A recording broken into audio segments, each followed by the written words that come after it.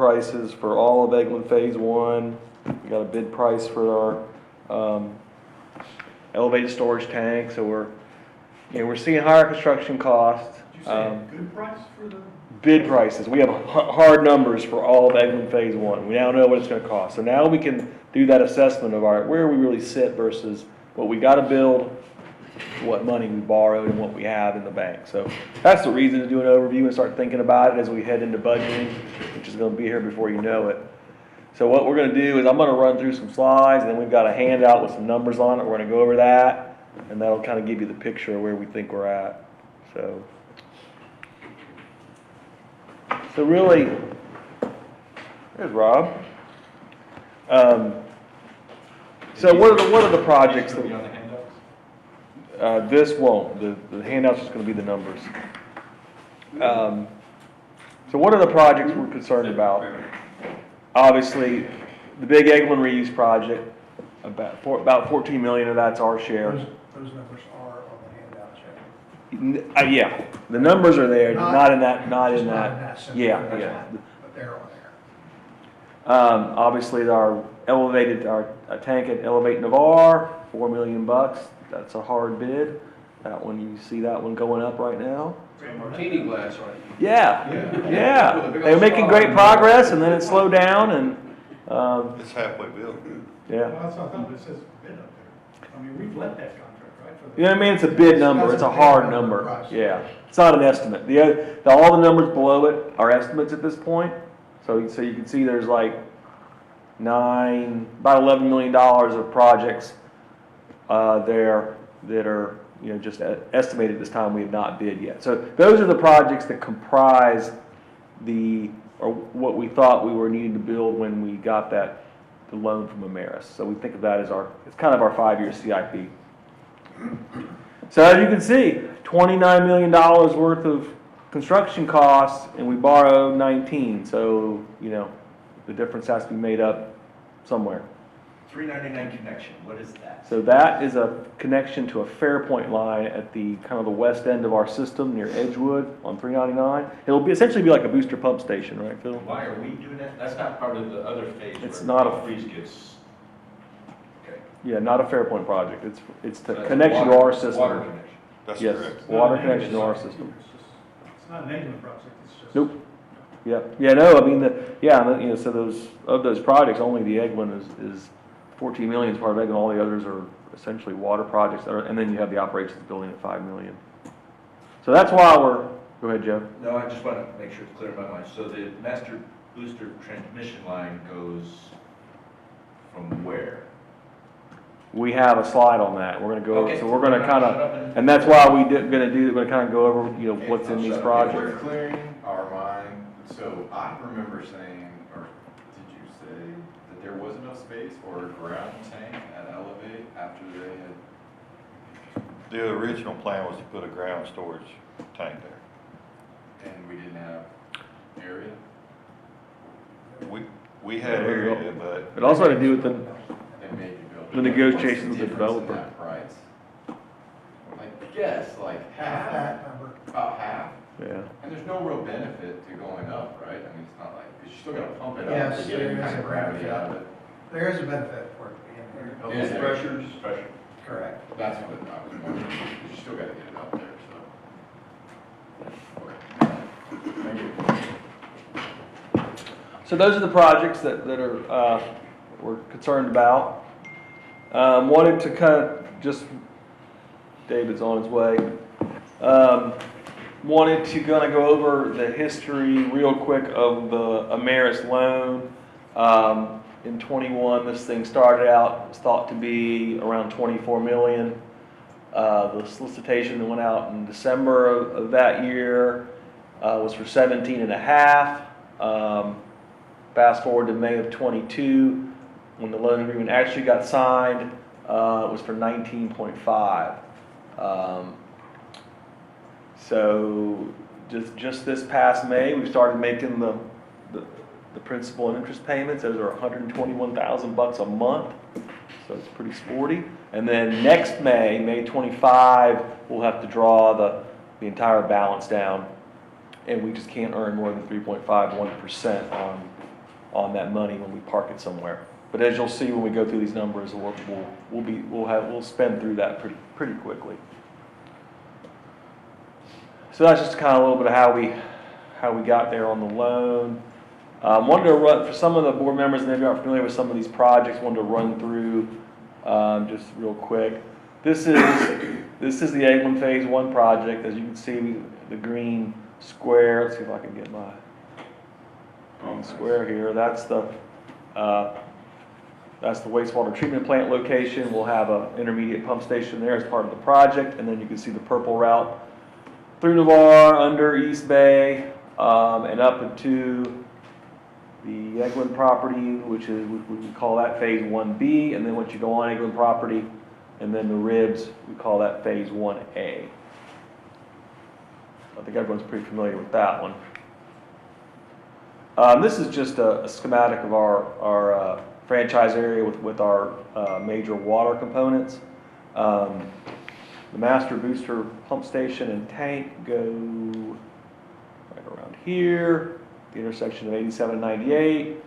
And what those do is they're really trying to help, with the two tanks in the outer reaches of our system. We got tank 4, tank 3 over here, and it'll just help keep those tanks full and distribute water throughout the system. So this is right here at Elevate. This right here, this is State Road 87, tank site, and then the booster pump station will go right in front of that tank. Right there. So you've seen the tank going up. And then this is the Fairpoint connection on 399 that we just spoke about. This right here is the kind of entrance Tom King Bayou, headwaters, whatever you call it. And this is 399. So there's a piece of property that we own here. Do we own that, or is it an FPL easement? We own Both. Okay.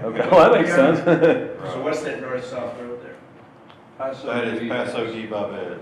Yeah, there you So, There are power lines right there, aren't there? yes, it's where the power comes across East Bay, I think. It comes down through there. So that's where that one's at.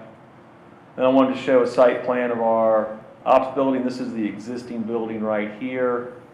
Building, the new building is proposed to go slightly in front in that area where there's kind of trees and open area right now. And you can see a whole site plan that we would have to do to satisfy Santa Rosa County. We got to add more parking and do some stormwater improvements.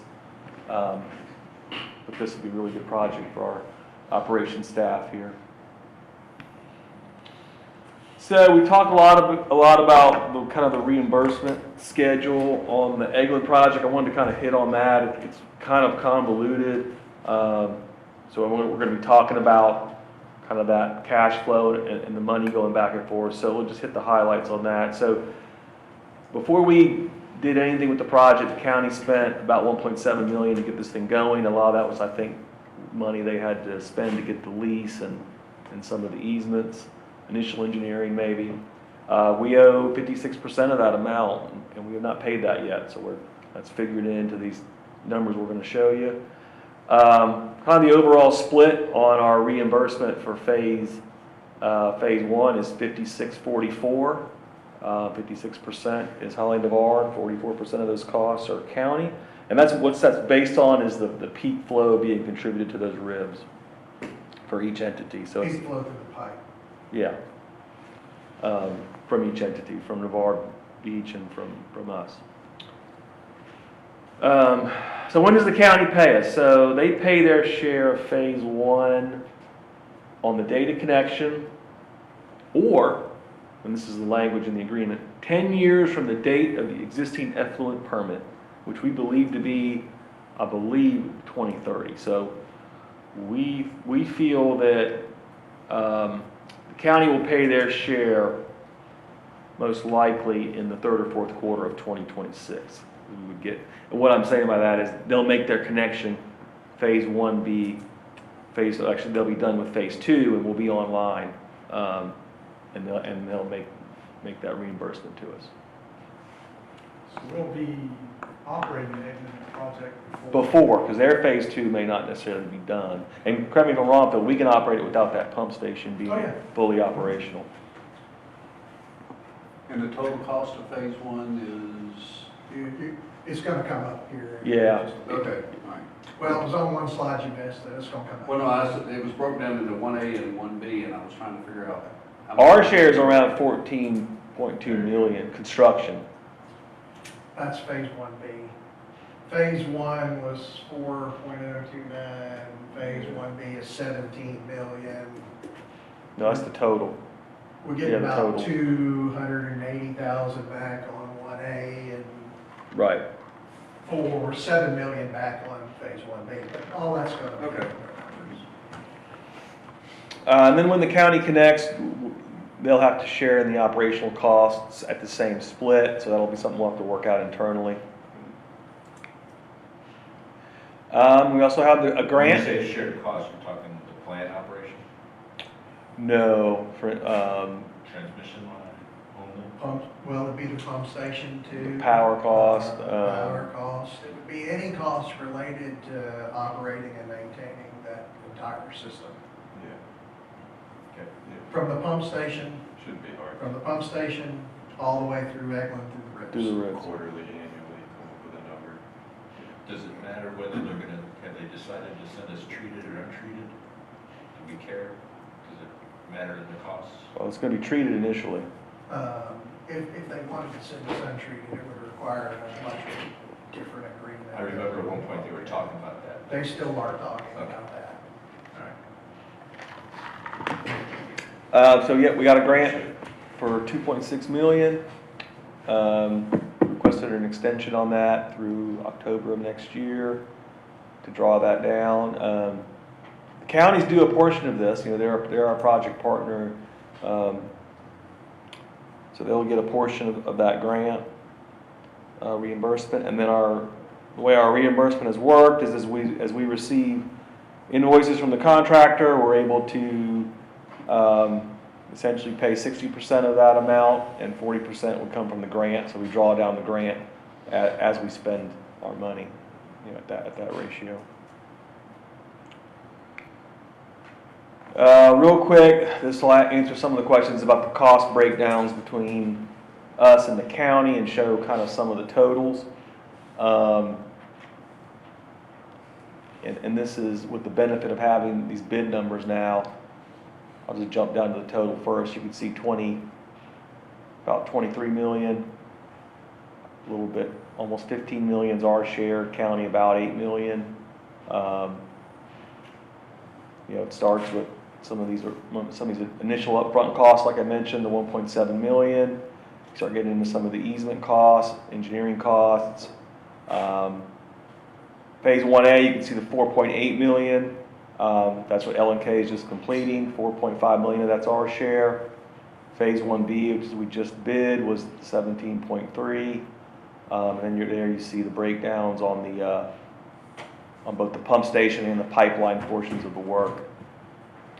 And then of course we've shown the grant as well as a negative, since that's kind of taken away from what we have to spend. And then this little summarized down here, this is the counties agreed to pay for the pump station as their portion of the pump station as construction progresses. We don't have to wait on that money, and that'll be about 3 million, but there'll be about 2.9 million that we won't get until they connect, when they complete their phase 2. And that's probably not gonna happen until the end of 26, roughly, 2026. So. Engineering's awfully high.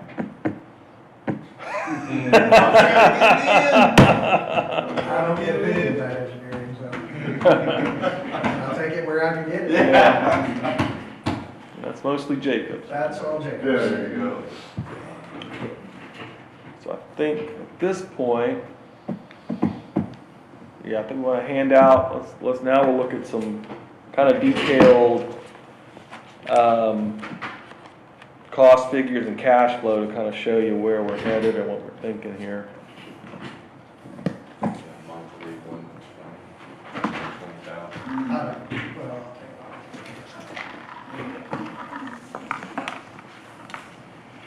Big check.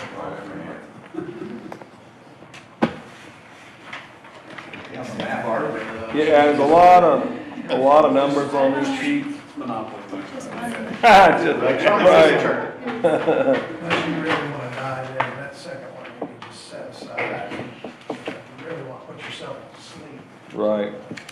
So, let's start with this first one. Yeah, Yes, it will. and I'm just gonna try to hit the highlights here. Thank you. The first one, the 8.5 by 11, is essentially a revenue and expense summary. This will take us through 2027. The first column called, the top is the revenues. So this is really just our cash we have in our restricted account, the bond balance, we know that 19.5 million. And then our other sources of revenue on the restricted side, of course, we got the grant, and then we got interest income, and then we got impact fees through that time period. So that gives you a kind of a total on the revenue side. And that first column, going all the way down, the expenses is everything, all the project expenses, in addition to bond and loan costs. We even got some master plan modeling costs at the bottom, and it includes Eglin Phase 2, and we put in Phase 3 as well. We have no financial obligation on those, so that's just kind of shown as part of the project. But that's essentially 17 million that other entities were paying for, 17.5 million. Moving on to column 2, this is where we start to kind of show where things are headed. So the revenue incoming there on the second column, that's the same as the first column. It's essentially the cash, the total balance on the loan, and then the impact fees and the interest income. And then as you go down, you start to see the things that we're actually going to have to spend and pay for before we get reimbursed by the county. So once again, you've got the engineering, you've got all of Eglin Phase 1A, you've got 14 million of Phase 1B. We anticipate being fully done with the storage tank, 4 million, being done with the booster pump station, another 4.2 million. So you can see those projects and loan costs, those all add up to about 34 million. And compare that to what the revenue is in that column, 35 million. You can see that that leaves about 1.5 million in cash flow to pay for the construction of these improvements without without having received that money from the county. The important thing to note in this second column here is what's not in that column. So if you look at the operations building and the Highway 399 connection, those are being pushed out until FY 2027, and that's really because of cash flow. So you move forward, we go into end of 26, and we get reimbursed from the county, and that's to the tune of a total of about 6 million when all's said and done. But you can see essentially our revenue side on that last column is essentially stayed the same, except we've added another year of impact fees. About 1.4 million in impact fees we've estimated come in each of those years. And then we've completed construction on most of these projects, and you can see we've got the construction of the ops building and the Fairpoint connection. So you're doing all those, completing all the projects, and having received the money from the county, we'd be about 1.7 million short. And that's through 2027.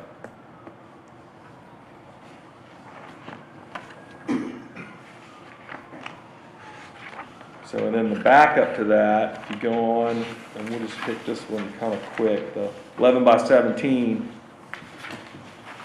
kind of expands upon this information. It just kind of looks, what it does, it kind of looks year to year to see how that cash flow fluctuates. So once again, we'll start on that left. We've got a beginning balance of money in the restricted account. We've got a loan balance, and we've got our Northwest Florida Water Management District grant. And then you can see project costs in that first column. And as we start to spend, we've estimated what we think we're going to spend through 2024. what we're gonna take in, we expect to draw, see at the top of the second column, 13.4 million. We expect to draw that from the loan through, by the end of this year. We'll have asked for 1.86 million of the Water Management District grant. So we've got some interest income, and then we'll have our impact fees for 2024. So that's money coming in 2024. And then you can see coming down that column of what we expect to spend. Once again, will be either completing or starting the majority of these projects. So you come back up to end of year balance, third column. End of year 20, this year looks pretty good because we've drawn down more than what we're spending, so it looks like we'll have around 10 million in that restricted account at the end of 24.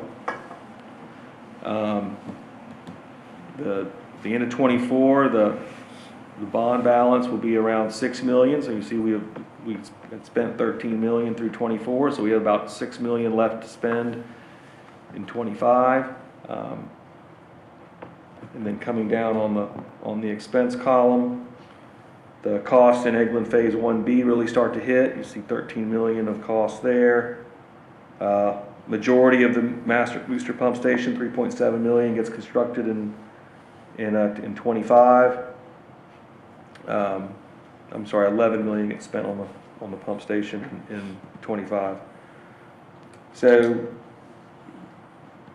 you spend about, on the expense side, you have about 17 million in 2025 versus 10 million in essentially money coming in from our cash in the bank or loans, and that'll takes you over to end of year 2025, 3.6 million. So you can see after we get through 2024 and when we draw down that loan, we start to draw down the cash. That's kind of the main message here.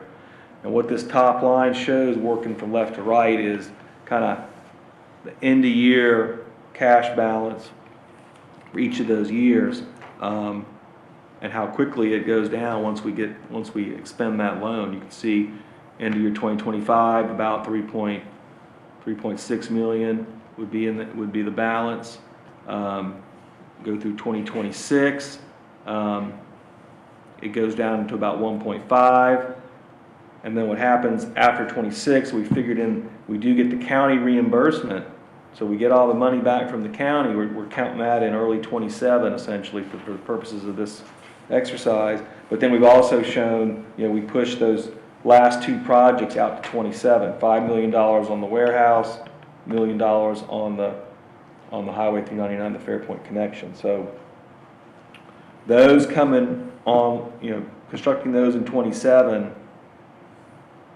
plus the cash we had in the bank, you end up with a shortfall of 1.7, and that matches the 1.7 that we talked about on this front page.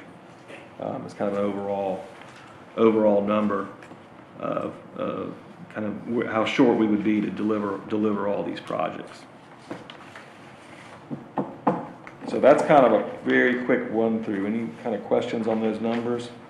And y'all can keep these and study it and whatever you need to do. This is all restricted, All restricted. and what's the unrestricted balance? So we've been spending around $2 million a year. But there's no other funding source for that. No. That's funded by, rates and a portion of the impact fees. We'll get into that later. And all of the debt service is included in these? Yeah, so it's shown under bond loan costs, Right. and it's that $1.463 million a year number. Once again, it worked out $120,000 a month. What about the Highway 98 widening, whenever that Yeah, comes so- to be? Is that factored in? I mean, I know it's not on this sheet, but do we have an approximate timeline when we're gonna have to? So we have no better timeline or information from DOT since we talked about this at budgeting last year. And we have a slide coming up that talks about some of the unknowns that are going to affect this. And obviously that's probably the biggest. the DOT stuff affects us both on the restricted and unrestricted side, because those projects, it's both. Some of it's unrestricted based on the size, some of it's unrestricted, just replacing similar size piping. If we do any upgrades, it would be restricted. So, it's a big unknown, and we have no further clarity on the timeline, which is, I've not heard anything either, even politically. I have not heard any updates on the time frame. I don't think it'll be in the next 3 years. But Yeah, year 4, year 5, 6, you know, that might start to come in and roll in and be something we have to. yeah, This it's is just a, an update. to Yeah, get us it- squared away for it. We it don't could know be a- what's gonna yeah. happen between now and then. It So, could be a big impact. This is just that's how I see it. Is there any impact of not doing 399 connection until 2027? No, probably not. Okay. We're going to talk about some potential ways to change the timing. I think you got a slide in here on potential money savings. yeah, The 399 connection becomes important down the road in terms of when we actually need to take more water from Fairpoint. But that can be sooner than later based on what we're seeing right now, so. But no, it won't affect us until that time period. Looks like your quarter should. Old barn.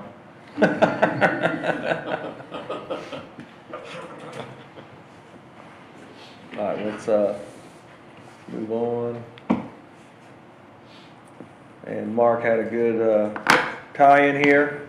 There's several unknowns here. The biggest is the DOT projects. As I mentioned, there's kind of a restricted and an unrestricted component to those, and it will affect us on both sides. Obviously, those are multi-million-dollar projects. I will say the first set of plans, the preliminary plans, were not as bad as we'd originally thought, but it's still going to be expensive. What do we think we gotta move? Well, Everything? It's not a simple answer. problem No, I know. is, there's at least, what, how Water, many lift sewer. stations? The 2 lift stations that'd be affected somewhat. I mean, they did try to make adjustments for the Colonial Pines lift station, Yeah. but it's not to our liking. I mean, it's right out next to the travel lanes.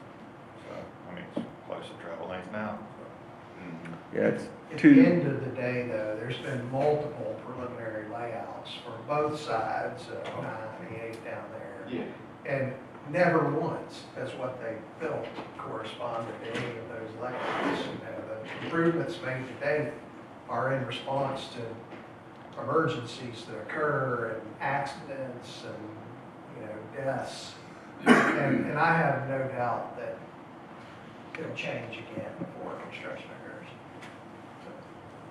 The preliminary plans had some of our utilities underneath, multi-use paths or turn lanes and things like that, which aren't ideal for us, but, the other deal is Try to moving them though.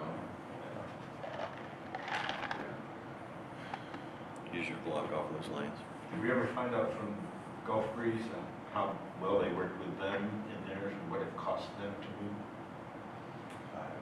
don't know what they spent. So, yeah, so the Highway 98's the kind of the biggest unknown. Joe asked about the treated or untreated flow from Navarre Beach. If they do decide to send untreated, that's kind of a completely different animal at that point. We would need to expand our plant. They'd have to pay a really large impact fee. So that's kind of transforms the whole plan right there. As of right now, that's just kind of a wish list thing. It's not an official project. And then I did want to mention the 70-30 split we have on impact fees. Right now, when we receive impact fees, 70% goes in the restricted account, 30% goes in unrestricted. And this is a prior procedure that was done, as was explained to me, because we used to not, account for in-house projects and capitalization of in-house labor. And now that we do that, maybe there's a need to look at that. But certainly that split warrants further analysis. Does it make sense to continue doing that? I think we need to be able to answer that question. You know, and hopefully if we do this rate study coming up, it will help with that question.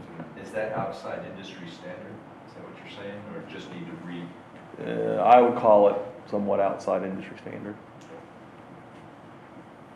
I think the theory is you would use the. Hurting us or helping? Yeah, what do you think it should be? Well, it hurts us on the restricted side, it helps us on the unrestricted side, which Right. can kind of soften the blow on rates, because the rates have to pay for the unrestricted. The restricted, we kind of try to pay with impact fees and with other funding, so. Sorry, And I was supposed to bro. call. Gotta pay the bills.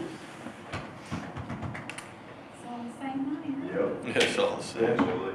So the analysis you're talking about, Jeff, is rate analysis or impact, rate analysis, what we talked about?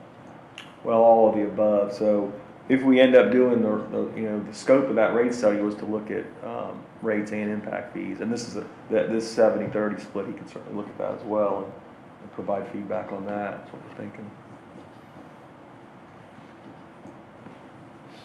Phil, do you know the year? That's been like several years or 10 years, not just like a couple of From years. the 70, 30s? Yeah, what's the history in terms of A time? long time ago. 20 plus? Oh, okay, so a long time. Okay, okay.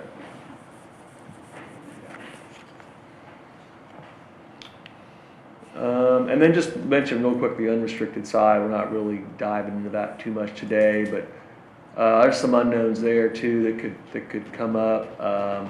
We know we've got to do something with the sludge digester at the plant eventually. It's it's okay right now, but we think we may need to do some repairs on that eventually. And anything we do with that's not going to be cheap. As I mentioned, there's a unrestricted portion of the Highway 98 relocations. And then, we could have with this recent issue we had with the ductile iron pipe at the plant, we could have a large force main failure. That would be a kind of an unexpected cost if we had to hire a contractor. So that's just kind of some of the unknowns on the unrestricted side.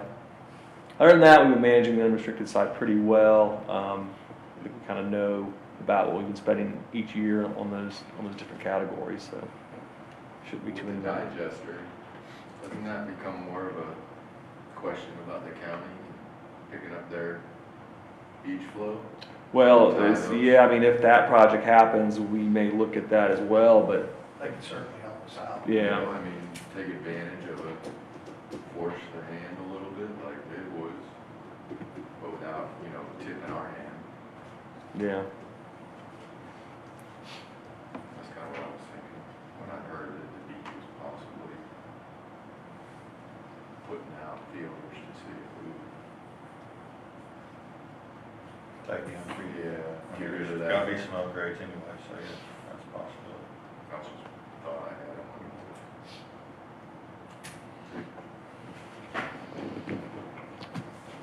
had. So, as we were kind of doing this analysis and seeing where we were, kind of cash-wise down the road, wanted to kind of do some value engineering internally and look at these projects and see is there a way to save on some of these projects. And there was at least two that we think we have at least some possibly significant savings on. First, on the master booster pump station building, that's currently designed to be a block building built on site. And what we've seen with our recent bid results on the Fairpoint booster stations that are prefab buildings, that we might be able to reduce that building cost if we go to a prefab building. We think we could see some savings there. So we think that's worth looking at. One kind of caveat there is we need to be able to confirm with our lease agreement with Elevate Navarre that they wouldn't have an issue with that. We don't think they would. Neither of those type of buildings would be considered a architectural masterpiece. So I don't think they're going to have any real concerns with it. There are pros and cons. I mean, I think the block building's a little more on the permanent side of things. Those prefab buildings probably don't have that type of life, but certainly would serve us well. And then on the transmission main, we actually reviewed that route. originally that connection was over on 87, and it was about 2.5 blocks to come around there and connect. We've actually looking at making that connection. What's the road that loops around there? Frontier Street. On Frontera. Yeah, Frontier. Making that connection on Frontera and saving a good portion of that route. So we think that could save, possibly a couple $100,000 depending on the, of course, we haven't bid it out yet, but just on the estimate. So between those two things, we're hoping to save a little bit of money. We think that'll help. Just trying to, get some of these costs that we can control, get them down to kind of soften the blow there at the end when we hit 2027. So kind of just to summarize, we do want to deliver. These are all projects we talked about. They're all important to the system. We'd like to be able to deliver all of them. We are in an interest rate environment right now that's not conducive to, taking on more debt or going out for another loan. Everyone realizes that. So there's a timing aspect to discussions of borrowing more money, if that's something we ever want to do. So we certainly are going to keep an eye on that. I guess it's a good thing that our current loan is at 3.5, which right now looks like a really good rate compared to what people are getting now. So we do have some impact fee uncertainty. This system is somewhat it is fairly built out. Not too many humongous parcels left. We do see redevelopment of parcels coming in with some higher densities, but it's not that frequent. So we just don't see our impact fees. We see them essentially becoming steady and leveling off. Certainly not increasing over the next few years. I do want to mention the rate study. We're going to be looking at both impact fees and rates. And the results of that will certainly impact this as, for instance, if we change our impact fee, that adjusts the money coming in on the restricted side. So there's, the outcome of that certainly can affect us here. Just in terms of next steps, these numbers here, this needs to be thought of as a snapshot. This is going to change every month as we're paying the contractor. When the other projects go out to bid and become real bid numbers, that changes. So this is something that needs to be done and reviewed. But I think probably twice a year. So we probably should. We'll review this again as part of the upcoming budget process and update it, and then probably do this mid-year again. So we can keep a handle on it and keep you guys apprised of where this is at and kind of what our cash situation is looking like going forward. This is going to change. There was assumptions made on the expense side here of when we pay the contractor and how much. Obviously, we don't know what his exact schedule is. So there's going to be variability here, and it'll cause variability in the actual cash balances. But that'll be the point of redoing this exercise every 6 months or so to kind of update you and show you where we're at. Plus, it gives us the idea for what can we afford and what can't we afford. So I think impact fees, we should start thinking about discussing that now. I think we should. well, that's what we want the rate study guy to look at. He's going to be here on Okay, so- Tuesday and make a presentation. We got a couple of proposals in. We recommended one to come make a presentation. Well, I had a conversation with Jeff, I think, when I first got on or something, and I was like, we probably need to think about doing up with these things or flat rate them or something, I'd like to have that discussion, how it started, but if you say wait till this guy comes in, I'm just kind of preempting the board, and I think that's a big topic, especially. Get better educated Yeah. decision if we Yeah. get him to do Right, a rate study first. independent third party to look at it. Phil, do you know when that was they went to the current fee, the current connection fee, capacity fee? 2016? Around 16? Okay, so it's been about 8 years. No. Before that? Things haven't been changed since I've been here. Really? Oh, hey. I'm trying to think, I remember they went up like $2,000. So that's 2014. It had to be before 2014. I heard it be about. Yeah. I was gonna say 2010 was about when I thought it was, but. They haven't gone up since then. Trying to think, yeah, 11, 12. Which is why the rate study is going to be critical. I'm curious to see what comes out of it. I say that as in like, the square footage being, the decision for impact fees and stuff. Just flat rate to a certain point.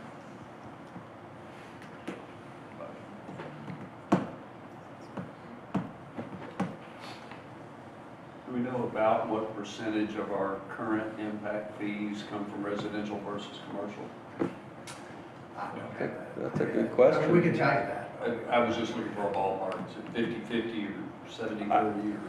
I would probably guess it's more like 70/30 or Res- 80/20 residential. Residential, And I think, I see that changing with commercial like redevelopment. coming in, commercial and redevelopment coming in and becoming as much as residential and possibly more than residential. You'd be surprised, you build a Walmart, even 100,000 square foot Walmart, it's one or two residential connections. The typical restaurant that you're gonna see come in, the Wild Wings, Buffalo Wild Wings it's just not that, they don't use that much water. Yeah, the one large They're commercial one, incredibly efficient. the hotel is a pretty decent one. We had one of those recently, I believe it was the one that's gonna go by Publix. That's a sporty one, but other than that, those are the bigger ones. And apartments get counted as residential, hotels get counted as commercial. But the commercial surprisingly low. You can build a lot of square footage and impact fees are pretty low. The hotel that's going in next to the bridge, they haven't paid their impact fees yet, or? Don't believe they have, I don't believe we've approved those plans yet, have we? Yeah, I think it's still. They started In construction review. on No, that. I would not. I don't believe we paid those. Yeah, it used to be, the county changed how they issued permits. It used to be they couldn't start until they satisfied their impact fees, but they don't do that Is anymore. that right? Now they just have to have it before they connect.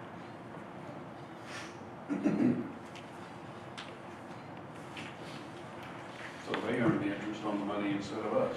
Mhm. Mess your flow up, Jeff. Yeah. Go ahead.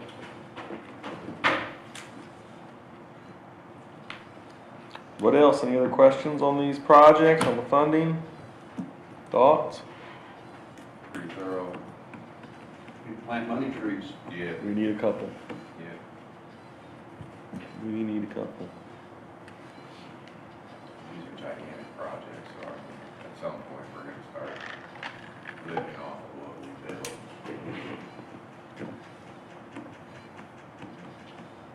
I was joking before, Clinton, that if you just erase that 5 million, I think we're pretty good. Believe me, Joe, Phil keeps telling me, you're not happy, you're not getting it. So black and white now. Pop-up tents. Right. It's one of those things. That's why I said pole barn. Kick down the road a little bit, you know. Unless you want Interest to rates will move get your Taj better. Mahal down to the small kingdom. Just a ton. You know, the thing about 98, I keep hearing about the back road to Berwick. Oh, the connector. If the military funds that, I think, Joe Campbell's opinion, the need 98 widen will shift way to the right. And Okay. I see, just hearing in the background of all the discussion between Rudman's base leadership that because it's partly funded by FDOT and majority funded by the military because of their mission, that will alleviate all that because it's going to be a straight shot and it's going to be like a 99 mile an hour and they're good to the back gate. I might be totally wrong, but I think if you hear that and that starts to become reality, I've been here since '98. This is the first time it's really garnered military support to do that, so. You're speaking of the portion that would be east of 87. each case, The portion west of 87 would remain a 35 mile an hour. That'd be a smaller, Yeah, I just, I see, if that DOT funds that, I think they're need to fund the rest of that. Could be wrong, they might get a whole lot of money from somewhere, our taxes. Yeah, that project's not going anywhere until we get some strong county leadership. oh, that the whole bypass, connector? Yeah, it's not going anywhere.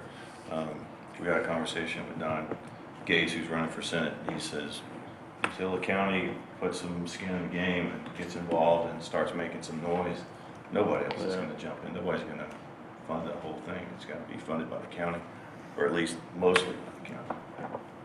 So, and right now, we don't have very strong county leadership, in my opinion.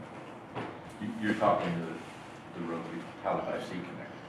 I'm talking, yeah, the one that goes, yeah, the parallel to 98, that's gonna take, yeah, go to traffic all the way to Eglin. Nobody's gonna come off. Yeah, they're, Get on to that. We don't come off to get on 399. oh, I would go that road every day. Stay off of 98, but Besides. it's not gonna happen. It's not gonna happen. Over for about 15 minutes, easy. You guys used to ride your bikes probably through there real quick, huh? Get over to Eglin. All right, so your message to us really, Jeff, is we're okay, but our belts are, there's not a lot. We're not necessarily asking for anything at this point. I think we're just trying to kind of point out where we are. But yeah, the overall message is we're gonna spend that loan by 25 and then start to draw down some of the cash in the restricted account. And as we get to 27, it'll be a lot tighter. So what do we do if we have another main break and we have to do that? That was what, how much, only 50 grand or so? Well, that was almost all internal resources though. So my point for that, okay, so unrestricted, what that was. But digester was 1 million That would be the last time. unrestricted. Unrestricted, okay, all right. It would be unrestricted except for the fact if the county came in and we built an expansion onto the plant, they would be expected to build digester capacity too as well. So then part of that construction, if it occurred then, would be restricted versus unrestricted. But they would be paying for the expansion. So that works out. There'd be an economy of scale there, so. So our reserve fund that we approved, we're okay with that. So let's say, knock on wood, let's say the worst happens when we get the next hurricane comes through. It's a matter of time. For a few days.